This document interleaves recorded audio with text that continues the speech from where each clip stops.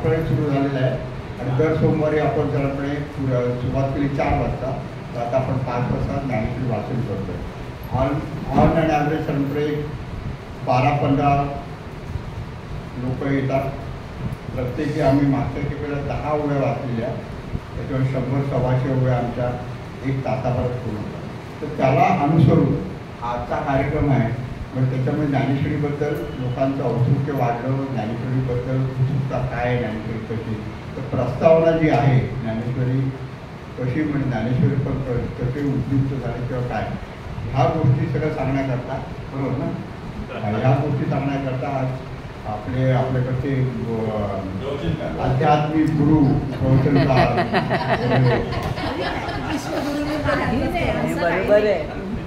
आपल्याकडे त्यांचं स्वागत करतो. त्यांना विनंती करतो की तुम्ही प्रवचनाची सुरुवात करावी. हां, आणि महत्त्वाची म्हणजे त्या ज्ञानेश्वरीच्या ग्रंथासाठी त्यांनी नावं नोंदवले, त्यांचे ग्रंथ आलेले आहेत. 13 लोकांची नावं आलेली होती. ग्रंथ वगैरे 15 ग्रंथ 2 एकता मागवले. जर का तुम्ही नाव नसेल दिलं तर त्या 2 ग्रंथात तुमचा नंबर लागू शकतो आणि 520 रुपये द्यायचे गुरुच्या विशेष किंवा मित्र तो ताब्यात घ्या. ठीक आहे.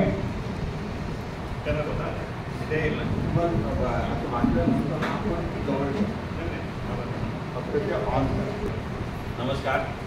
येतोय आवाज येतोय? ब्रह्मानंदम परमसुखदम केवलम ज्ञानमुक्तिं द्वन्द्वातीतं गगनसदृशं तत्त्वमस्यादिलक्ष्यम् एकं नित्यं विमलमचलं सर्वदी साक्षिभूतं भावातीतं त्रिगुणरहितं सद्गुरुं तं नमामि. गुरुर्ब्रह्मा गुरुर्विष्णु गुरुर्देवो महेश्वर गुरु साक्षात परब्रह्म तस्मै श्री गुरवे नमः. आले लोक आले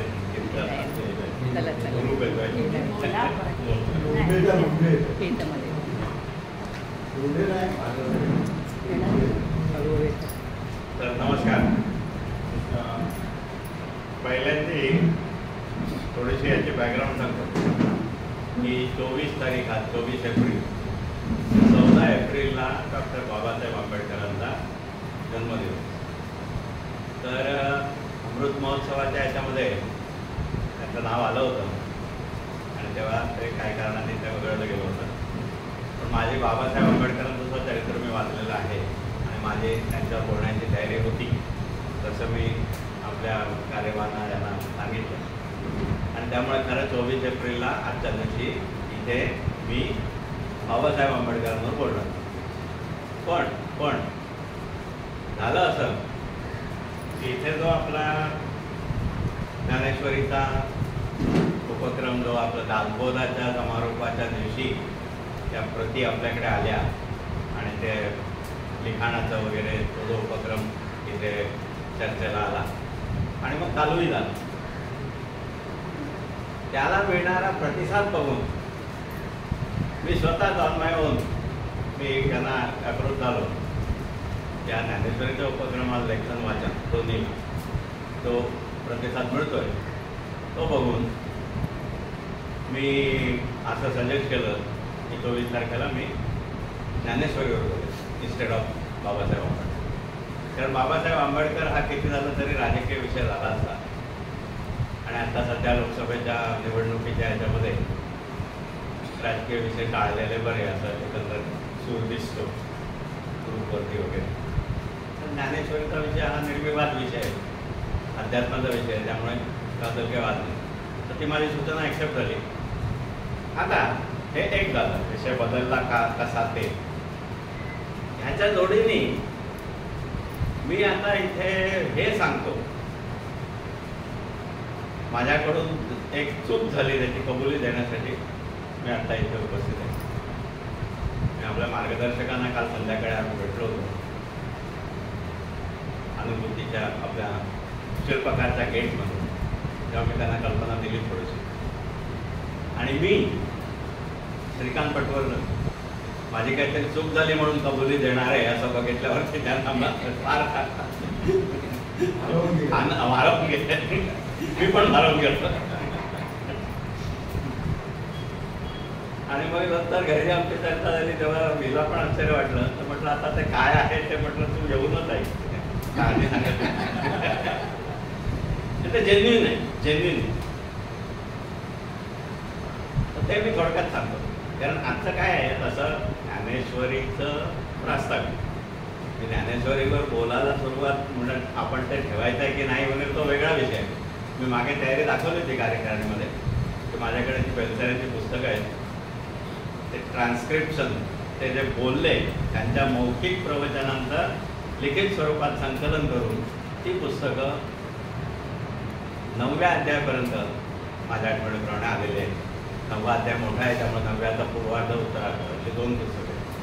10व्याचं काही झालं आहे की नाही मला माहिती नाही, कारण 9व्यानंतर ते काम काही कारणामुळे अडलेलं होतं.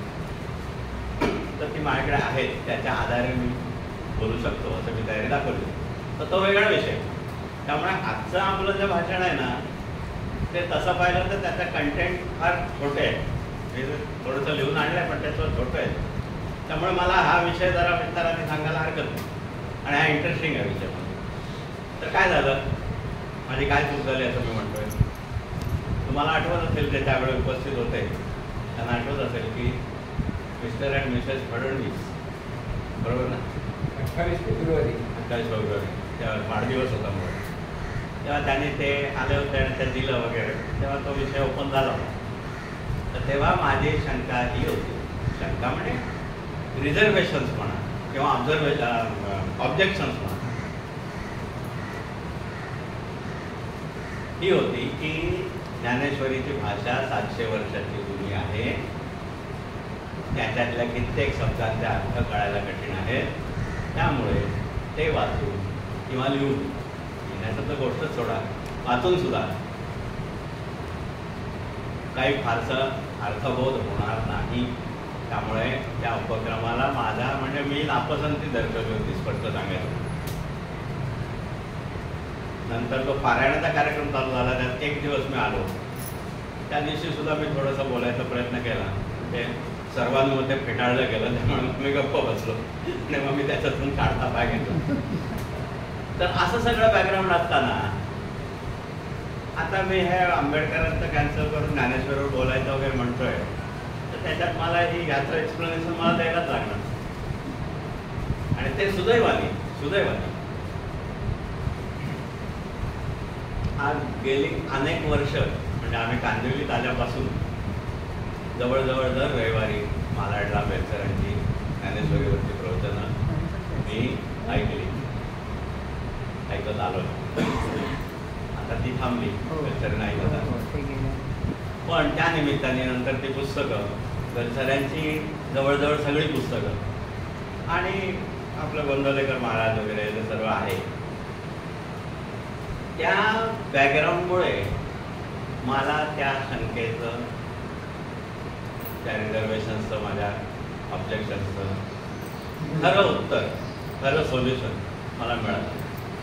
आणि ते मी स्वतः एक्सेप्ट केलं आणि म्हणून मी ते इथे एक्सेप्ट करायला मी बसलो. ते असं आहे की ती जी शंका आहे की 700 वर्षाची जुनी भाषा अर्थ कळणार नाही, त्यामुळे पूर्ण मला वाटतं मी अशीच ॲक्शन केली होती तेव्हा, हे तुमच्या लक्षात असेल. पूर्ण बात तिचा काय उपयोग होणार. हे केवळ बौद्धिक आहे आणि केवळ हे भौतिकशास्त्र, भौतिक गोष्टींना लागू आहे, हे माझ्या लक्षात आलं. ज्ञानेश्वरी हा अध्यात्म ग्रंथ असल्यामुळे तिथे आपण अध्यात्माच्या बद्दल बोलतोय आणि त्यामुळे तिथे ही शंका गैरलागू आहे. गैरलागू ही लागू होत नाही तिथे. का आता अध्यात्माला इंग्रजीमध्ये मिस्टिसिझम असा शब्द आहे. साधूला मिस्टिक असा शब्द आहे, मिस्टिक. आणि मिस्टिसिझम इज अध्यात्म. आपलं भारतीयांचं जे अध्यात्म होतं त्यांचा, युरोपियनांचा मिस्टिसिझम म्हणतात. म्हणजे तिथे सुद्धा कुठेतरी ही जाणीव आहे की हे साधुत्व किंवा अध्यात्म वगैरे हे काहीतरी गूढ आहे मिस्टिकचा साधा अर्थ, मिस्टिसिझमचा साधा अर्थ गूढ, हे गूढशास्त्र आहे. त्यामुळे ही शंका इथे लागू होत नाही. कशी? आता मी सरळ डायरेक्ट तुम्हाला उदाहरण गोंधळेकर महाराजांच्या चरित्रातलं देतो. ते अगदी चपखल इथे लागू पडतं. गोंधळेकर महाराज म्हणजे मूळचे गोंधळेकर, ज्याने 1913 साली देह ठेवला. मालाड ते केतकर हा त्यांचा वाणीरूप अवतार होता वगैरे, ते जवळच्या लोकांना माहिती आहे त्या गोष्टी. त्याही गोष्टी गोडच आहेत सगळ्या. पण मी I am referring to actual Gondhalekar Maharaj. ते हयात असताना तिथे कायम त्याचं म्हणजे तो म्हणायचं, मी बाजार मांडून बसलेलो आहे घरात, कस्तुरीचा चाहता भेटतच नाही, सगळे हिंगमेरे त्याचे गिराईक आहे. सांसारिक मागण्यांसाठीच लोक येतात, आध्यात्मिक मागण्यासाठी कोणी येत नाही फारसं, असा सगळा प्रकार होता. तर त्याच्यामध्ये बरीच लोक असायची होती राहायला वगैरे.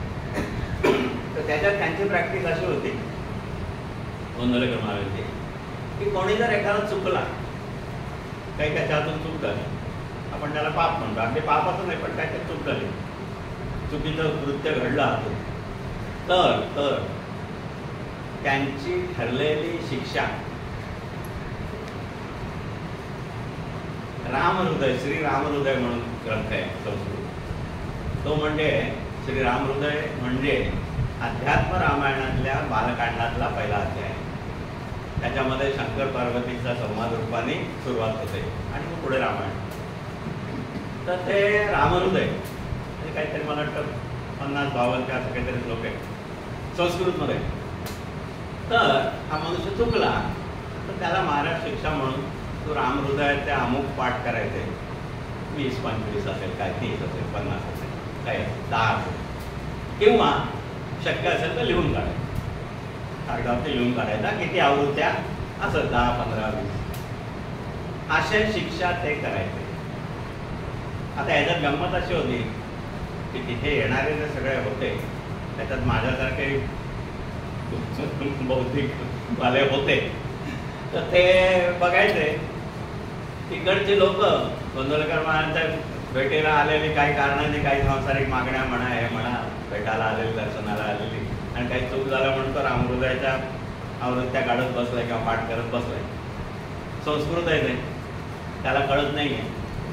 त्या कोणतरी माझ्यासारख्या शहाण्याने बघितलं आणि महाराजांना विचारलं, अहो महाराज, ते तुम्ही त्यांना रामहृदयाच्या लिहून आवृत्त्या काढायला सांगता किंवा म्हणायला सांगता, ते संस्कृतमध्ये आहे हो, ते त्या म्हणणाऱ्याला काही कळत नाही.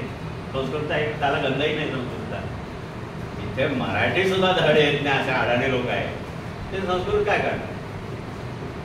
तेव्हा त्याला महाराजांनी जे उत्तर दिलं त्याच्यामध्ये माझ्या शंकेत उत्तर आहे. कसं? महाराज म्हणाले, अध्यात्मामध्ये बरेचदा काय सांगितलंय, नीट आहे ऐका, एक एक शब्द महत्वाचा आहे. काय सांगितलंय त्याच्यापेक्षा ते कोणी सांगितलं आहे महत्वाचं. इथे सांगणारे महाराज होते स्वतः. काय सांगितलंय याच्यापेक्षा कोणी सांगितलंय हे महत्वाचं असतं. कारण जो सांगणारा असतो त्याची तपस्या, पुण्याई आणि गुडविल, की हे रामहृदयाचं मी याला सांगतोय याच्यामुळे याचं काहीतरी भलं व्हावं, त्याला चांगली सद्बुद्धी यावी, ही जी इच्छा आहे सांगणाऱ्याची, ती काम करते. हे आठवलं आणि मला माझ्या शंकेचं का माझ्या ऑब्जेक्शनचं उत्तर मिळालं. जरी 700 वर्षापूर्वीचे शब्द असले आणि तुम्हाला कळत नसले तरी आज जो रिस्पॉन्स मिळतोय तो बघूनच मला हे असं महाराजांचं रामहृदय सांगणं आणि त्याने लोकांनी ते करणं आणि ते सुधारणं हे आठवलं बरोबर. कारण इथे सांगणारे साक्षात ज्ञानेश्वर आहेत. त्यामुळे माझी शंका आहे, 700 वर्षापूर्वीचे शब्द, मराठी भाषा वेगळी, आता पुष्कळ बदलली. 1200-1500चा तो काळ, 1215 मला वाटतं शके, त्याच्यात ते काहीतरी 78-19 वर्षाचा फरक असतो. शके 1290, शके 1290 हा, सन 1290 असेल. शके 1212, शके 1215 आहे.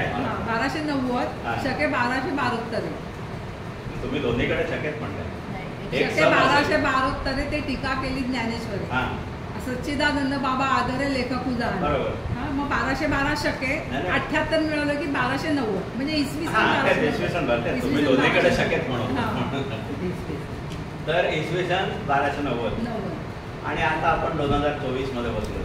भाषा समजणार नाही, बरोबर आहे. पण ते महाराजांचं उत्तर. सांगणारा कोण आहे? त्या शब्दांच्या मागे साक्षात ज्ञानेश्वर आहेत आणि ज्ञानेश्वरी त्यांनी मराठीत का लिहिली? तर संस्कृत न समजणाऱ्या मराठी सामान्य जनांना त्याच्यातलं अध्यात्म समजावं या इच्छेने त्यांनी लिहिली. आणि त्यांच्या स्वतःचेच उद्गार आहेत की ह्या ओवीतल्या प्रत्येक अक्षरामध्ये ब्रह्मरस भरलेला आहे. हे त्यांचं आश्वासन आहे. आणि आपण रोज पसायदान म्हणतो, आता विश्वात्मके देवे येणे वागेतने तोषावे तोषोनी मज द्यावे पसायदाने आणि येथ म्हणे श्री विश्वेश्वराहो हा होईल दान बसाव. म्हणजे हे वरदान त्यांना साक्षात भगवंताकडून मिळालेलं आहे की त्यांची जी इच्छा आहे की संस्कृत गीतेमधलं अध्यात्म मराठी भाषिकांना सामान्य आबालवृद्धांना समजावं यासाठी मी लिहिले. ती जी इच्छा त्याच्या मागे आहे ती काम करते. त्यामुळे इथे माझ्या शंकेला स्थान नाही. हे मलाच लक्षात आलं म्हणून मी ते माझं मागे घेतो. आणि जो उपक्रमाला जो प्रतिसाद मिळतोय त्याचं रहस्य पण मला वाटतं मी आता जे सांगितलं त्याच्याबद्दल की ती साक्षात त्यांची इच्छा काम करते. तुम्हाला असं वाटतं का की त्यांनी संजीवन समाधी घेतली? 1290 मध्ये आपण म्हणालो तसं की ज्ञानेश्वर सांगून झाली, त्याच्यानंतर 50 वर्षात समाधी घेतली. 22 वर्षाचं आयुष्य. संस्कृत गीतेतलं अध्यात्म मराठी भाषिकांना आबालवृद्धांना सोप्या भाषेत समजावं ही जी त्यांची इच्छा आहे ती आज 700 वर्षांनी काम करायचं थांबली असेल असं कोणाला वाटतं का? त्याचं उत्तर नाही असं आहे. कारण ती संजीवन समाधी आहे. ती संजीवन समाधी आहे. ती इच्छा काम करते. आज नव्हे तर तुम्ही त्या 700 पुढे आणखी एखादं शून्य लावलं. आज आपण 5000 वर्षापूर्वीच्या गीतेबद्दल बोलतोय तर म्हणजे काय शंका आहे त्यात की आणखी 7000 वर्षांनंतर सुद्धा ज्ञानेश्वरीबद्दल आपण बोलू? कारण ती गीताच आहे. असं आहे हे इथे हे लॉजिक काम करत आपलं साधं लॉजिक नाही की भाषा समजणार नाही म्हणून याचा काय उपयोग नाही. हे साधं झालं. याचा अध्यात्माशी संबंध नाही. पण ज्ञानेश्वरीचा संबंध अध्यात्माशी आहे. म्हणून मला अशा तऱ्हेने माझ्या शंकेचं उत्तर मिळालं. आता मला वाटतं हा विषय बराचसा एक शंका मी याच्यामुळे सुरुवातीलाच विचारतो. जर का ज्ञानेश्वरी ही भगवद्गीतेचं प्राकृत भाषेत केलेलं भाषांतर आहे, रूपांतर तर ओरिजिनल भगवद्गीता संस्कृतमध्ये ज्ञानेश्वरांच्या समोर ज्ञानेश्वरांच्या समोर ज्ञानेश्वरांच्या समोर म्हणण्यापेक्षा मी म्हणेन इथे होते. पूर्ण भगवद्गीता त्यांच्या भगवद्गीता म्हणा काय म्हणा. तुम्हाला आत्मज्ञानाची व्याख्या माहिती आहे का? आत्मज्ञानाची व्याख्या गीतेत अशी सांगितलेली आहे का कुठल्याही सर्वमान्य अध्यात्म ग्रंथामध्ये तुम्ही बघा जे जाणल्याने आणखी काही जाणायचं राहत नाही त्याला आत्मज्ञान म्हणतात. त्याला अज्ञात असं काही नसतं. काहीही नसतं. तुम्ही भगवद्गीता समोर ह्याचा अगदीच म्हणजे अगदीच माफ करा की अगदीच हलका प्रश्न झाला. उपनिषद सगळं मग याचा अर्थ असा आला की ते उपजत त्यांच्या डोक्यात होतं.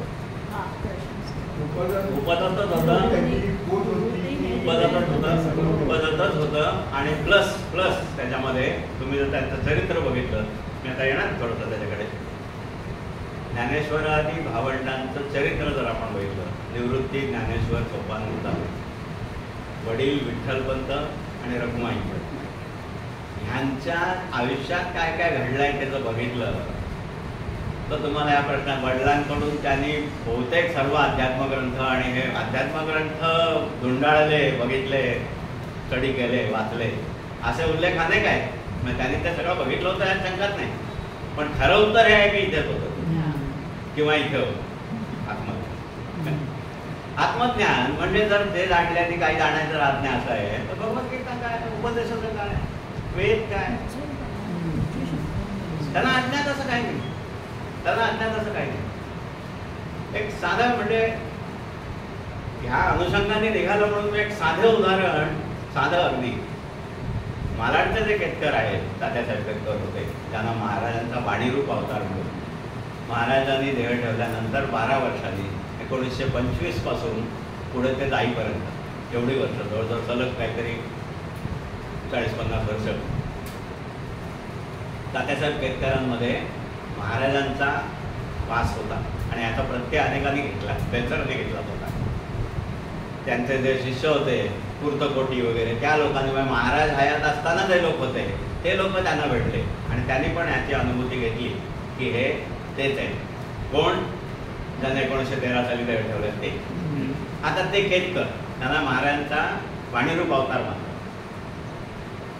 तुमचा प्रश्न की हे समोर ठेवली होती का वगैरे असं, आणि मी त्याला उत्तर दिलेलं, माझं उत्तर हे की आत्मज्ञान म्हणजे ते म्हणतात की जे जाणल्याने जाण्याचं काही राहतच नसतं.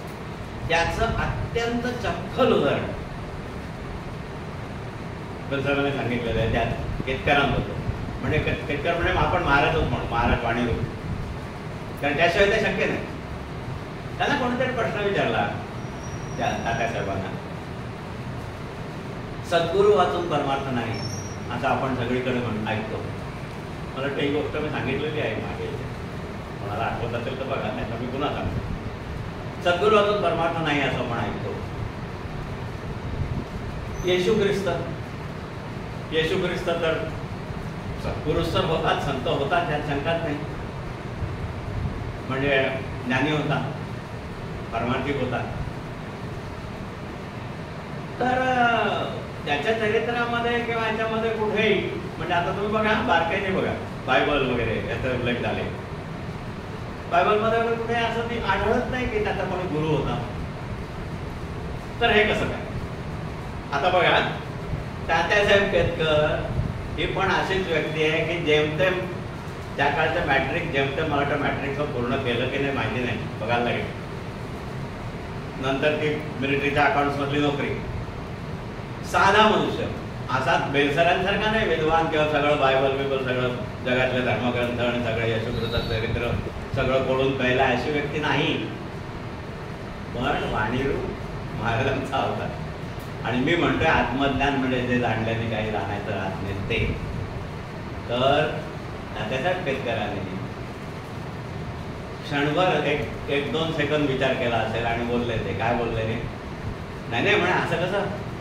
ते आहे ना बायबलमध्ये, तो असा वाळवंटातून चाललेला असतो आणि त्याच्या खांद्यावर कबूतर येऊन बसतं एक पांढऱ्या शुभ्र रंगाचा, आणि ते त्याच्या कानाशी काहीतरी फुटतं. हा प्रसंग बायबलमध्ये आहे. आपल्या याच्यामध्ये जी गुरु परंपरा जी सांगतात त्याच्यामध्ये हंस आहे. हंसाने ब्रह्मगताला हे दिलं, ज्ञान दिलं, नंतर त्या असाल तेवढे जर राजहंस जर चालतो आपल्याला तर कबूतर का नाही चालणार? ते कबूतर त्याचा गुरु. हे उत्तर तात्यासाहेबांनी दिलं आणि ते 100% परफेक्ट आहे, कारण त्या बायबलमध्ये आहे तसा उल्लेख. म्हणजे येशू ख्रिस्ताला सुद्धा गुरु होता. आता ह्याच्यात त्यांनी कुठलं पुस्तक डोळ्यासमोर ठेवलं होतं किंवा काय होतं, त्यांचा काय स्टडी होता, काय नव्हतं. आणि असेच प्रसंग बेलसरांच्या बाबतीत त्यांनी इतरही सांगितले की MA ला आद्य शंकराचार्यांचं अद्वैत तत्वज्ञान शिकवायचे ते. तर एकदा असा प्रसंग झाला की आता त्याच्यातली डिटेल्स मला सांगता येणार नाही, ती घरी जाऊन मी बघितलं तर काढू शकेल नाही, अध्यात्म संवादामध्ये ते आहे.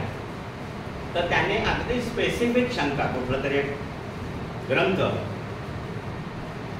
पूर्वमीमांसा उत्तरमीमांसा वगैरे त्याच्यातला, आणि ते त्या अद्वैत तत्वज्ञानामधली ती शंका ही त्यांना उद्या वर्गात शिकवायची होती. आणि ते गेले, त्यांनाच एक शंका आली स्वतःला आणि त्याचं उत्तर काय त्यांना सुचेना. ते गेले यांच्याकडे, महाराजांकडे. तात्यासाहेब हसले. अहो काय केशवराव म्हणायचे त्यांना, काय केशवराव तुम्ही एवढे विद्वान आणि मी काय म्हणतो, मी मॅट्रिक्स आम्ही कुठलं तुम्हाला ते सांगू अद्वैत, तर मी काय वाचलंय?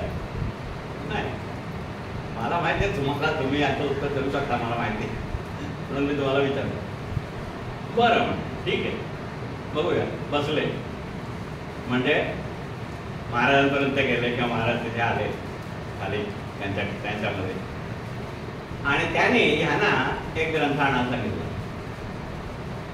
गेले वरती, त्यांच्या पदवीवर गेले, तो ग्रंथ आणला. त्याच्यातला अमुक पान काढा, त्या ग्रंथातला अमुक चॅप्टर किंवा अमुक पान काढा आणि ते वाचाय. त्याच्यात तुम्हाला तुमच्या संख्येत उत्तर. धिस इज आत्मज्ञान. हे आत्मज्ञान. MA ला विषय शिकवायचा, त्याच्यामध्ये बेलसऱ्यांसारख्या प्राध्यापकाला आलेली शंका, तो रात्री उठून त्यांच्याकडे येतो आणि हा नॉन मॅट्रिक मनुष्य त्यांना ह्या शंकेचं उत्तर कुठल्या पुस्तकात, तुमच्याकडेच आहे पुस्तक, ते आणा आणि मी सांगतो ते पान उघडा, त्याच्यात तुम्हाला उत्तर मिळेल. ह्याला आत्मज्ञान म्हणतात. आणि सद्गुरू हा आत्मज्ञानी लागतो. काही मी नेहमी सांगत असतो. म्हणून तुम्ही कोणा अल्पत्या गलबत्याच्या मागे लागू नका. ज्ञानेश्वरीच्या मागे लागा किंवा गीतेच्या मागे लागा. असं आता थोडासा विस्तार झाला आपला, पण तुमची शंका बरोबर होती. तर ते असं आहे की त्यांना अज्ञात असं काहीही नव्हतं. मनुष्य जातीच्या उगमापासून म्हणतात तसं वेद, उपनिषद, सगळं सगळं सगळं जे जाणल्याने जाणायचं काही राहत नाही, त्याला आत्मज्ञान म्हणतात. म्हणजे तुम्ही केव्हाही हा क्रायटेरिया लावा की हा अमक्या तमका ऐरा गैरा कोणतरी सोम्या बिन गोम्या स्वतःला आत्मज्ञानी जर म्हणवत असेल, सद्गुरू म्हणवत असेल, तर त्याला हे अशा तऱ्हेचं ज्ञान आहे का? एका क्षणात तुम्हाला तुमचं उत्तर मिळेल आणि तुम्ही नाही त्याच्या मागे लागणार. आत्मज्ञानीच पाहिजे सद्गुरू म्हणजे. इतर क्षेत्रामध्ये ठीक आहे, संगीत आहे, कला आहे, एखादा मोठा नट असेल त्याला तुम्ही गुरु म्हणा. सद्गुरू नव्हे, सद्गुरू नव्हे. सद्गुरू फक्त अध्यात्मामध्ये आणि तो आत्मज्ञानी पाहिजे. कठीण आहे, कठीण आहे, कठीण आहे, कठीण आहे. शोधायला गेले ते मला वाटतं 66-67 बेलसरे काय बेलसरे आत्ता केलं अलीकडे. बेलसरे मला बेलसरे आत्मज्ञानी असं नाही. केतकर केले 1965-66 वगैरे असं. ते शरणागतीच्या आणि त्यांना अवतार त्यांच्यात म्हणजे ते आले त्याच्यात. आणि त्याच्यात सुद्धा गंमत ही आहे सर्वात मोठी. माफ करा थोडंसं विषयांतर होत आहे, पण हे सगळं अध्यात्माला धरू नये, त्यामुळे मला वाटतं काही हरकत नाही. मी बेलसऱ्यांची ज्ञानेश्वरीवरची प्रवचनं एवढे दिवस ऐकली आहेत. एक एक दिवस मला असं आठवत आहेत की त्यांनी त्याच्यामध्ये ज्ञानेश्वरीची एक ओवी सुद्धा वाचली नाही. त्याचं दाखवण. कारण काय, ते जे काय बोलायचं ते अध्यात्माला धरून होतं. ज्ञानेश्वरी पुढे जायची, पण आज आपला काही विषय पुढे गेला नाही. माफ करा, आता पुढच्या रविवारी असं म्हणून त्यांनी गुंडाळलेलं आहे. का तर जे तात्कालिक प्रश्न असायचे ते सांगायचे. आता हे रिझल्ट लागले ना, 10वी 12वीचे रिझल्ट लागले की ॲडमिशन देते, त्या अनुषंगाने काही पालक भेटले आणि मग कॉम्पिटिशन किती वाढले, ॲडमिशन मिळणं किती कठीण आहे, तर ह्याला उत्तरं मी काय दिली, त्याच अनुषंगाने ते सगळं सांगायचं. पण ते जे सांगायचे ते 100% अध्यात्मच होतं. त्यामुळे ते स्वतःही खुश असायचे, मी खुश असायचो. आणि आज ज्ञानेश्वरीची एक ओवी सुद्धा पुढे सरकली नाही याचं कोणाला काही कधी वाटलं नाही. तर तशा पद्धतीने मला वाटतं आपण चाललो जातो. तर तुम्ही काय म्हणत बरं ना, आत्ताच्या परिस्थितीत अधिकारी व्यक्ती शोधायला लागेल. दीपक लेके ढूंढलो जग में, ते गाणं वेगळं आहे पण ते नाही मिळणार.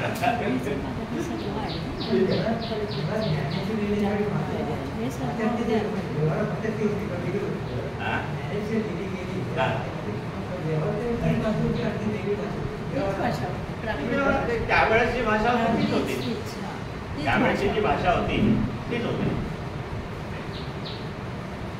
माफ करा. आता मला वाटतं आपण असं करूया की तुझ्या शंका सगळ्या नंतर, नाही तर मग आता असं द्यायचाच वेळ नाही. कारण माझ्याकडे सुद्धा बेलसरे आणि हे सर्व भांडार असल्यामुळे मी एक गंमत सांगायची ती राहिली, ते सांगतो. तात्यासाहेब केतकरांमध्ये वाणीरूप अवतार 1925 पासून झाला. ही गोष्ट मी मागे पण सांगितलेलं आहे, आता परत हा विषय निघाला म्हणून सांगतो मुद्दाम, कारण ती फार इंटरेस्टिंग आहे. येशू ख्रिस्ताच्या बाबतीत तो गुड फ्रायडे त्याला क्रुसावर चढवला आणि नंतर काहीतरी तर 1, 2 का 3 दिवसांनी असं काहीतरी आहे ते तो उठला परत असं मानतात. ही रोज फ्रॉम द डेड. त्याला कोणी बघितला, तो पुढे कुठे गेला, काय झालं वगैरे आता काही पत्ता नाही, पण तो उठला अशी धारणा आहे. किती 3 दिवसांनी का 4 दिवसांनी का 2 दिवसांनी ते बघायला लागेल. ह्याच्यावरून एक जगात एक धर्म निर्माण झाला आणि आज मला वाटतं 1/3 पेक्षा जास्ती जग त्याच्या धर्माचा अनुयायी आहे या एका गोष्टीवरून की ही रोज फ्रॉम द डेड. आता मी तुम्हाला सांगतो, गोंदवलेकर महाराजांच्या चरित्रामध्ये ही गोष्ट लिहिलेली आहे. भाऊसाहेब पेटकरांना त्यांनी स्वतःच्या तोंडाने हे सांगितलेलं आहे. 1913 साली ते जेव्हा गेले त्याच्या आदल्या दिवशीचा हा संवाद आहे. भाऊसाहेब पेटकर त्यांचे पट्टशिष्य, तात्यासाहेबांचे वडील, ते महाराज आहेत असताना त्यांच्याबरोबर राहिलेले असे. आदल्या दिवशी संध्याकाळी हा संवाद झाला. भाऊसाहेब पेटकर दुःखी दिसले, कारण महाराज आता बहुतेक निर्वानिर्वीची भाषा करतायत वगैरे असं. तर भाऊसाहेब महाराजांनी विचारलं त्यांना की का दुःखी कष्टी का दिसत आहे. तर म्हणे काय नाही, मी रिटायर झाल्यावर इकडे येऊन राहिलो तुमच्याकडे, तुमच्या चरणी सगळं संसार त्यांच्या चरणी व्हायला, गोंधळाला राहिले सर कुटुंब, तुमच्या मांडीवर मरण यावं ही इच्छा होती, हे त्याने महाराजांना सांगितलं. महाराज थोडे विचारात पडले, म्हणाले तसा योग दिसत नाही, मी उद्या जाणार, हे त्यांनी स्पष्टपणे भाऊसाहेबांना सांगितलं. तर भाऊसाहेब रडायला लागले. तेव्हा त्यांनी सांगितलं की तुम्ही शोक करू नका अजिबात, मी कुठे गेलो नाही, जाणार नाही, येणार नाही, तुम्ही माझं स्मरण केलं की मी काय, मग ते ॲश्युअर केलं. तुम्ही स्मरण केलं तीव्रतेने की मी जे आहे, त्याप्रमाणे त्यांना पुढे मार्गदर्शन मिळत राहिलं. तो भाग वेगळा. पण मला आत्ता ही गोष्ट मी काय सांगतोय, येशू ख्रिस्ताशी कम्पेअर करू की 3-4 दिवसांनी उठला आणि ह्याने काय केलंय, महाराजांनी काय केलंय, भाऊसाहेब पेटकरांना त्याच दिवशी म्हणजे आपल्या जाण्याच्या आदल्या दिवशी त्याच प्रसंगामध्ये दुसरं एक आश्वासन दिलं की मी 12 वर्षांनी परत येईन आणि तो तुझ्या घरी गेला. आणि 1925 साली पुण्याला हे तात्यासाहेब पेटकर असताना हा प्रसंग, म्हणजे आधी ती पेटी असायची, त्याच्यावरती टाईपरायटरसारखे अक्षरं असायची, त्याच्यावरती ते बोट धरून बसायचे आणि महाराज उत्तर देतील तसं ती बोटं फिरायची. नंतर ती पेटी मागे पडली. नंतर कोणीही, आता हे जसं बैलसरांचं सांगितलं, कोणीही महाराज म्हणून त्यांच्याकडे विचारायला आला प्रश्न रात्री 12 वाजता, तरी ते महाराज म्हणून उत्तरं द्यायचे विदाऊट पेटी किंवा काही. आधी ते पेटीचं माध्यम होतं. तो प्रसंग घडला 1925, म्हणजे 13 आणि 12 25. आणि 25 साली ते चालू झाल्यापासून पुढे ती पेटी मागे पडली. केव्हाही कोणीही त्यांना महाराज म्हणून काही विचारायला आला की त्याला ते महाराज म्हणून उत्तरं देऊ लागले. This is the returning from the dead in another body. म्हणजे तो येशू ख्रिस्ताचा मिरॅकल जर 3-4 दिवसांनी उठला, कोणीतरी बघितला आणि मग गेला कुठेतरी, एवढं जर मानलं तर हा काय जबरदस्त चमत्कार आहे. 12 वर्षांनी परत येणं, ते सांगून मी 12 वर्षांनी परत येणार आहे आणि मग त्याचं आयुष्यभर त्याच्यामध्ये राहणं. आणि अनेकांना याच्यात अनेक शंका आल्या. ते कुर्तकोटी वगैरे त्यांना ते आधी आवडलं नाही, ते आले, भेटले आणि त्यांच्याशी चर्चा केली आणि त्याच्यातून त्यांच्या असं लक्षात आलं की नाही हे खरं आहे. आणि मग ते म्हणजे देवर सॅटिस्फाईड. असे प्रसंग आहेत. कर्नाटकात ते एका ठिकाणी गेले, बंगलोरच्या जवळ कुठेतरी, बंगलोर का हुबळी मला, एका ठिकाणी उतरले. कोण? तात्यासाहेब पेटकर उर्फ महाराज. एक जण असा तिथे त्या बंगल्यात त्याचा कार्यक्रम काय चालू असेल, काय प्रवचन म्हणायला. एक मनुष्य त्या बंगल्याच्या फाटकाशी घुटमळत होता. आत यावं की न यावं अशा ह्याच्यात होता आणि बहुतेक सटकावं असं अशा विचारात होता. ह्याने तात्यासाहेब पेटकरांमधल्या महाराजांनी त्या माणसाला महाराज ज्या नावाने हाक मारायचे त्या नावाने हाक मारली. अरे तुला घुटमळतोस का तिथे? ते सगळ्या जगाने तुला टाकलं तरी मी ज्याला एकदा आपला म्हटलं त्याला मी सोडणार नाही असं म्हणून त्याला बोलावलं. दिसायला म्हणजे ही ऍक्च्युअली रिटर्न त्या माणसाच्या नंतर तो पाय पडला होता. त्याने त्याच्या हातून काहीतरी चुकीचं घडलं होतं सगळं. त्यामुळे सर्वांनी त्याला बहिष्कृत केलेला होता. म्हणून तो तिथे फाटकाशी घुटमळत होता की आपण आज जावं की नाही. गेलो तर शिवाय घालतील आणि आखणून देतील. पण महाराजांनी स्वतः त्याला बोलवलं, तर लक्षात ठेव सगळ्या जगाने तुला टाकलं तरी मी तुला एकदा मी ज्याला आपला म्हटलं त्याला मी सोडत नाही. तो आला पाय पडला. आता तुम्ही जस्ट म्हणजे कम्पॅरिझन करा येशू ख्रिस्त कुठे आहे आणि कुठे. आपल्याकडे ह्या गोष्टी माहितीच नाही आणि आपल्याकडे ह्या एवढा आवाडव्य देश आहे. इथे गावोगावी असे संत होऊन गेलेले आहे. हे खरं संत की हे म्हणजे ते येतात परत येतात. मी आहे जगदा कार्य दासबोधातलं आपण बघितलं. मृत्यूच्या समासामधलं शेवटची ओवी, असो ऐसे सकळही गेले परंतु एकची राहिले, जे स्वरूपाकार झाले आत्मज्ञानी. आत्मज्ञानी हा शब्द महत्वाचा आहे. जो आत्मज्ञानी झाला त्याचीच अशी अवस्था असते की त्याला मरण नाही. त्याला मरण नाही. हे आत्मज्ञान आहे थोडक्यात. आता आपण याच्याकडे येऊया आजच्या विषयाकडे. एक पहिला मुद्दा घेतो. ज्ञानेश्वरीतील भगवद्गीतेचा विस्तार. गीतेच्या 700 श्लोकांवरती याने 9000+ एवढ्या ओव्या लिहिल्या. एकेका श्लोकावरती ॲव्हरेज 12-13 ओव्या झाल्या. 2 शून्य काढून टाकली तर 7 आणि 9 तरी 91. 12-13 ओव्या ॲव्हरेज एका श्लोकावर लिहिल्या. हा जो विस्तार केला हा कशासाठी केला की 700 श्लोकांमध्ये सबंध जीवनाचं तत्वज्ञान, आत्मज्ञान, त्याची उत्तरं सगळी. मला नाही वाटत मानवी जीवनामध्ये अशी कुठली समस्या असेल की जिचं उत्तर तुम्हाला भगवद्गीतेत सापडणार. हे मी म्हणतोय मला सोडून द्या त्याचं. तुम्ही कोणालाही विचारा तर तुम्हाला हेच सांगेल. त्याच्यात तेवढा स्टडी असेल तो सांगेल नक्की. की श्रीकांत पटवर्धन असं म्हणत तो म्हणाला श्रीकांत पटवर्धन बरोबर एवढं ते आहे. तर आता ह्याच्यात होतं काय की 700 मध्ये एवढं सगळं तत्वज्ञान त्याने कोंबलेलं आहे एका अर्थाने. त्यामुळे ते सूत्रबद्ध आहे. सूत्रबद्ध आहे. पतंजलीची सूत्र आहेत ना. पतंजलीची सूत्र मला वाटतं योगसूत्र 555 आहेत. 555 सूत्रांमध्ये सबंध योगशास्त्र ज्याच्यात मनुष्य तुमच्या साध्या देहबुद्धीपासून समाधी अवस्थेपर्यंत जाऊ शकतो. निर्विकल्प समाधी वगैरे सर्व संप्रज्ञात समाधी आणि काय काय ते प्रकार आहेत तिथपर्यंत जाऊ शकतो. सगळ्या सिद्धींचे वर्णन आहेत त्याच्यामध्ये. कुठली धारणा केली असता कुठली सिद्ध प्राप्त होते याचे वर्णन आहेत.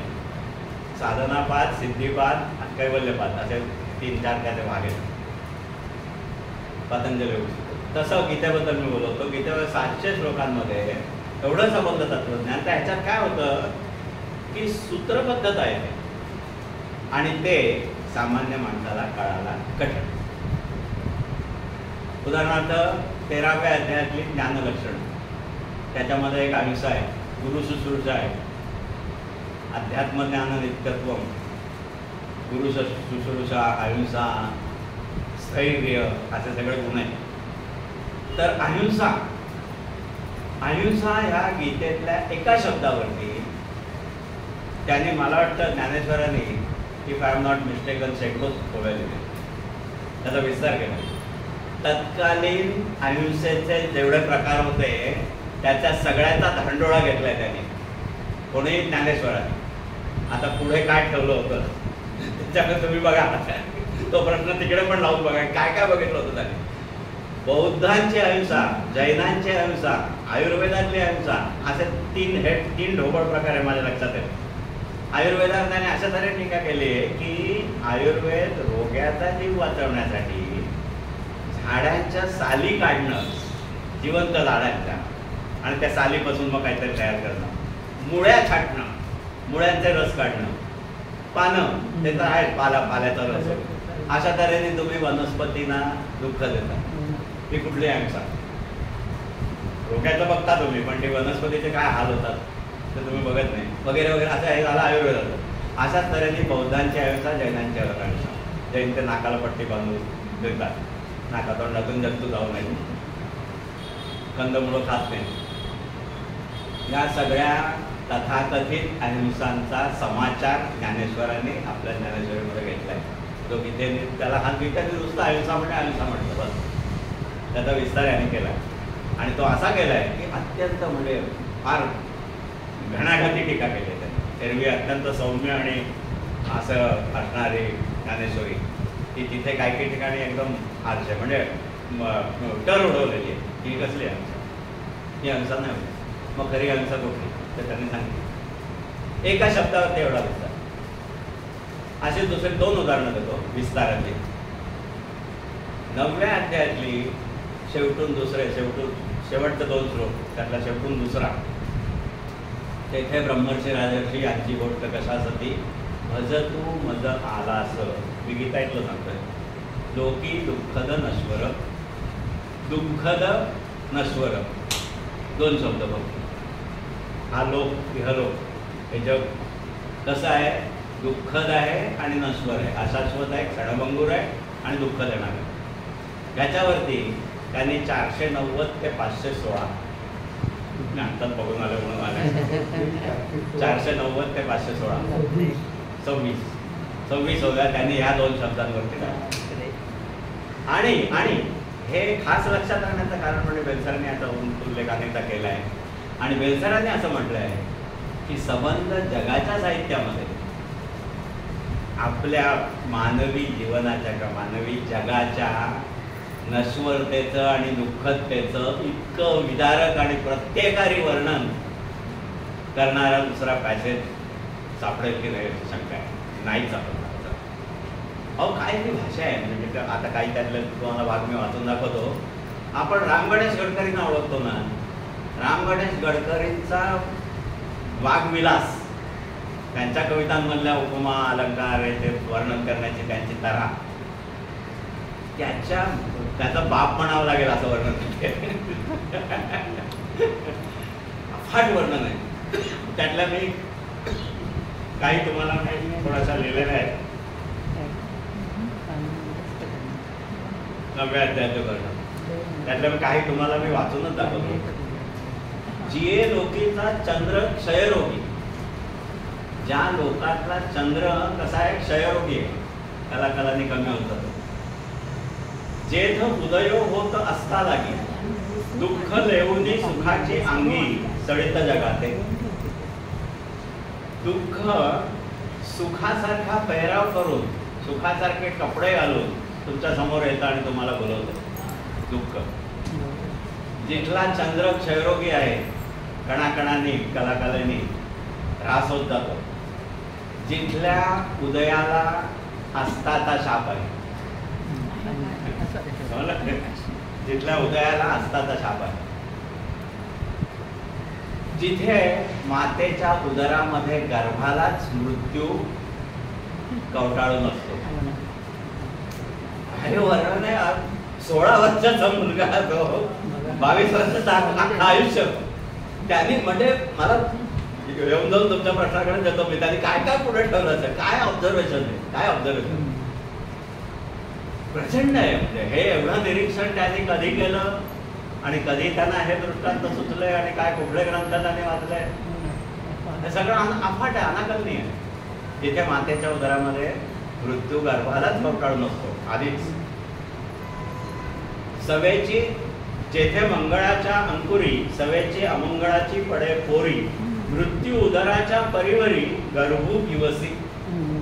हे तुम्हाला कठीण शब्दांचा अर्थ मागे दिलेले असतील सोनोपंत दांडेकरांच्या ज्ञानेश्वरीमध्ये, ते बघायला लागेल. तर त्याचा अर्थ असा आहे की जिथे मातेच्या उदरामध्ये गर्भालाच मृत्यू कवटाळून असतो, भेदून असतो. हो लागे काळाची आची ऐसे की वाढती करती उल्हासे उभविती गुढिया. जन्मलिया दिवस दिवसे हो लागे काळाची आची ऐसे की वाढती करती उल्हासे उभवती गुढिया. जन्म होऊन मूल वाढायला लागलं की दिवसेंदिवस तो मोठा झाला म्हणून त्याचे वाढदिवस साजरे करतात, लोक नाचतात. तो ऍक्च्युली काळाच्या उतराकडे जात असतो. असं वर्णन ते फक्त 2 शब्द गीतेचे दुःखद नश्वर, त्याचं वर्णन असं केलेलं आहे. अनेक उपमा आहेत त्याच्यामध्ये. इंगळाच्या शय्येवरती कोणाला झोप येईल का सुखाने? एक मनुष्य आहे तो इंगळाच्या शय्येवरती निजलाय आराम. लोक सांगतात अरे गिळे नाही, त्याला पत्ता नाही, तो झोपलाय. घराला चारी बाजूनी आग लागलेली असताना बाहेरून लोक ओरडतात की बाहेर ये, मरशील जळून. तर तो झोपलाय सुखाने, त्याचं लक्षच नाही त्याच्याकडे की आग लागली. होडीला 100 भोकं पडलेत आणि ते कुठल्याही क्षणी बुडणार, तर त्याच्यातून उडी मारून बाहेर पडायचा, आपला जीव वाचवायचा. तर नाही, हा बसलाय. अशा तऱ्हेचं सगळं वर्णन करून शेवटची ओळी अशी आहे की तरी झडझडोनी वहिला निघ ये भक्तीची ये वाटे लाग जिया पावसी अव्यंग निजधाम माझे. अद्भुत वर्णन आहे. म्हणजे ती अर्जन्सी जी अरे तुम्ही या संसारामध्ये मजबूर आहात, त्याचं स्वरूप हे असं आहे, निघा बाहेर पडायचा तू आणि माझ्या भक्तीला लागा.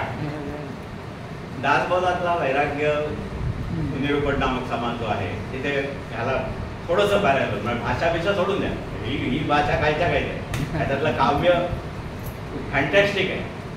राम गणेश गडकरींना लाजवील असं आहे, फक्त भाषा जुनी समजावून घ्यायला लागेल. पण हे असं अप्रतिम वर्णन आहे. हा एक त्याच्यातले आणखी अप्रतिम एक कल्पना उपमा. दरदूर सापे गिळीज तू आहे उभा की तो मासिया बेटाळी जिभा तैसे प्राणी हे कवणा लोभा वाढवेती तृष्णा. त्याच्यातलं ते एक बेडूक आहे, त्याला सापाने उभा गिळलाय, तर तोंड बाहेर आहे. उभा म्हणजे तोंड बाहेर आहे त्याचं, तर तो त्या तोंडातून जिभा बाहेर काढून माशी गिळायला पाहिजे. आता हे त्याने कुठे बघितलं आणि कसं सुचलं त्याला?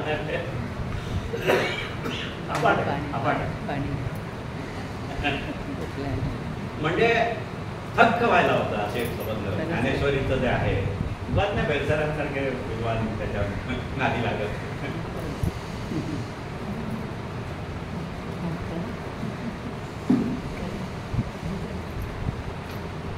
बेलसरांचं सांगतो तुम्हाला बाबा, त्यांना लोक जवळचे लोक बाबा म्हणायचे. त्यांच्या वयाच्या 18 ते 20 वगैरे अशा बेतात असेल. इंटरला ते असताना, ते इंटरला असतात, ज्ञानेश्वरी त्यांच्या हातात लागली आणि ते त्याचा अभ्यास करायला लागले वगैरे. हे दादासाहेब पेटकरांच्या रूपातल्या महाराजांना समजलं आणि त्यांनी ते बघितलं एकंदर त्या मुलाचं. तो मुलगाच म्हणायचा, 18-20 वर्षाचा मुलगा इंटरला असलेला, साहेब सोडून तत्वज्ञान शिकायचं म्हणून आर्ट्सला आलेले आणि तेव्हा इंटर आर्ट्सच्या बेतात असतील. तर महाराजांची वेळ झाली तेव्हा महाराजांनी त्यांना सांगितलं की तुम्ही दर रविवारी लोकांना ज्ञानेश्वरी सांगा. ही आज्ञा त्यांनी मरेपर्यंत पडेल. म्हणजे दादासाहेब गेल्यानंतर सुद्धा, कारण ते महाराज होते, त्यांना काय येणं जाणं त्यांना नव्हतं. महाराजांची आज्ञा म्हणजे महाराजांची आज्ञा, ते गेले तरी त्यांची आज्ञा होती, त्यामुळे त्यांनी शेवटपर्यंत ते पाळलं. ह्या याच्यामध्ये त्यांनी, मी असं ऐकलं आहे की मालाडला रविवारी ज्ञानेश्वरीवरती निरूपणं बेलसरांची जी झाली त्याच्यात त्यांनी 3दा ज्ञानेश्वरी पूर्ण केली, 3दा. आणि एकदा भागवत, एकनाथी भागवत आणि एकदा दासो, असं त्यांनी 5 हे त्यांनी पूर्ण केलं. आता हे सुद्धा एवढं म्हणजे इंटरला असलेल्या मुलाकडून, 18-20 वर्षाच्या मुलाकडून ही एक आज्ञा म्हणून त्यांनी ती जन्मभर पाळली आणि ते असं सांगत राहिले. हा सुद्धा एक अद्भुत चमत्कार आहे. त्यांनी आधी हेच जरा केलं असं म्हणजे त्याला काय म्हणतात ते हिचकिचाट. मी शिकतोय आता ज्ञानेश्वरी, मला काय तुम्ही सांगायला सांग. ज्ञाने तू सांग, तुला येईल. त्याने ओळखलं त्यांच्यामध्ये तेवढी हे आहे ते सांगायला. त्यांच्या ज्ञानेश्वरीबद्दलचे अनुभव म्हणजे मी काय एवढं भरभरून त्यांच्याबद्दल बोलतोय ते ऐकण्यासारखे आहेत अनुभव. काय की तिथेच ऐकलेले आहेत. बाई होत्या कोणीतरी पुण्याच्या वगैरे होत्या, त्या आळंदीला गेल्या. आळंदीला त्यांनी ज्ञानेश्वरीची पारायण केली आणि ज्ञानेश्वरी संबंधी काही शंका त्यांच्या मनात होत्या. त्या बाईच्या मोठ्या बाई असतील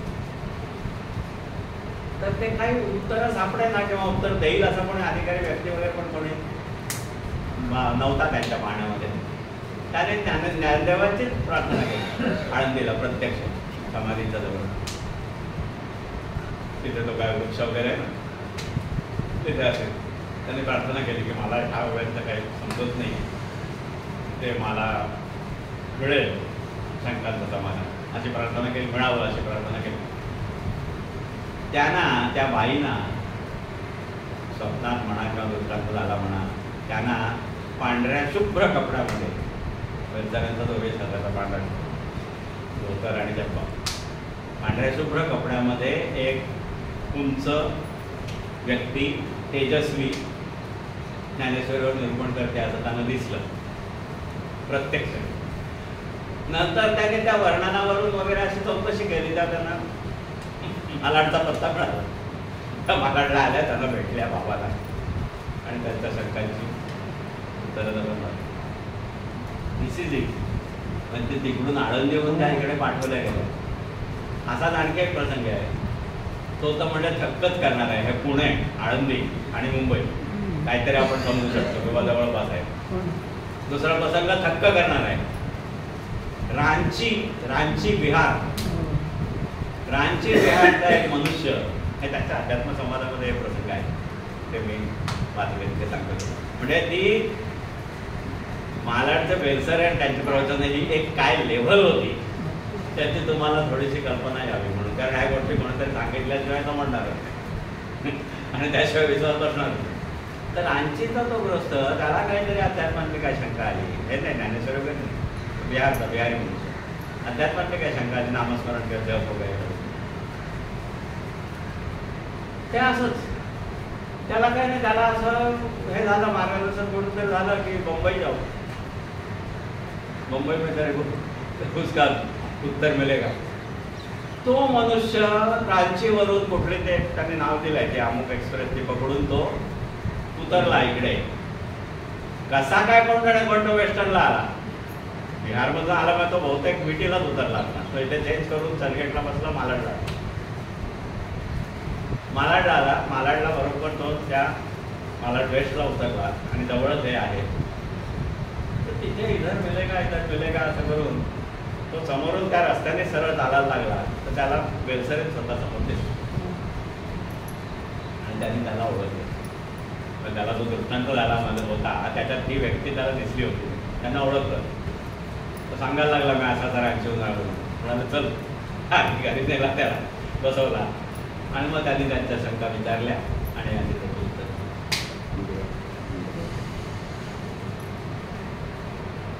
असाच एक आणखी एक प्रसंग आहे, मला मोह आवडत नाही सांगायचा. असाच प्रसंग आहे. पॉंडिचेरीचा एक मनुष्य, अरविंद घोषांचा शिष्य, पॉंडिचेरीच्या आश्रमातून अशीच काहीतरी शंका घेऊन सरळ मालाडला कृष्णबागमध्ये त्यांच्या घरी आला. सरळ. तो कसा ते मी सांगतो.